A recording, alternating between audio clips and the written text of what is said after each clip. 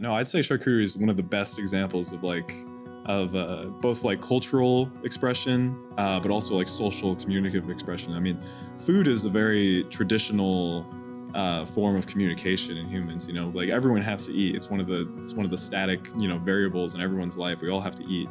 My family loves cheese and meats and putting together boards and that kind of thing. And I've gone to a lot of social events growing up, so I feel like it's very common to always bring something like a platter of some kind, whether it had cheese and meat on it or vegetables. There's kind of this like rigid social hierarchy there with food, and what I like about charcuterie is that it kind of bucks that trend a little bit. You know, it allows for open communication at social gatherings and expression amongst different people. So yeah, I'd say it's one of the best forms of community creating aspects of food. Charcuterie is kind of seen as this thing of, oh, I'm putting in some effort here to make something for my guests, to make them feel comfortable in my home. And I'd say experiencing that for the first time as a college student, in kind of my social circle and watching them make charcuterie, it's opened up my eyes a little bit to the creative process behind it, and it's been an interesting experience. Each charcuterie board is its own way to express yourself. You can set up the charcuterie in a way that's artistic, whether that's slices of meat lined up or crackers in a spiral.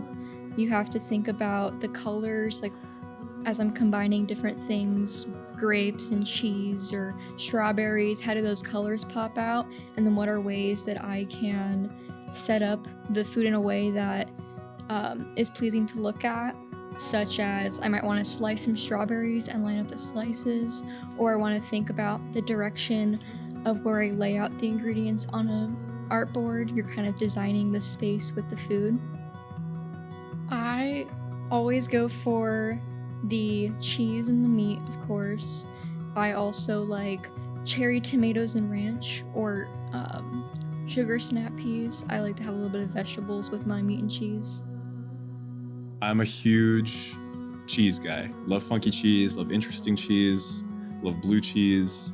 Anything that'll really kind of excite the palate a little bit more, above your standard Americans and stuff like that. And I like making little bites of stuff that are eaten, not individually, but I make my own little platter for myself. I make my own little sandwich, right? My own little piece of bread with maybe a cheese, some kind of nuts, some kind of spread on top, especially. That's very important. Anything that kind of combines that savory, sweet, and salty in a unique way. That's what I'm looking for.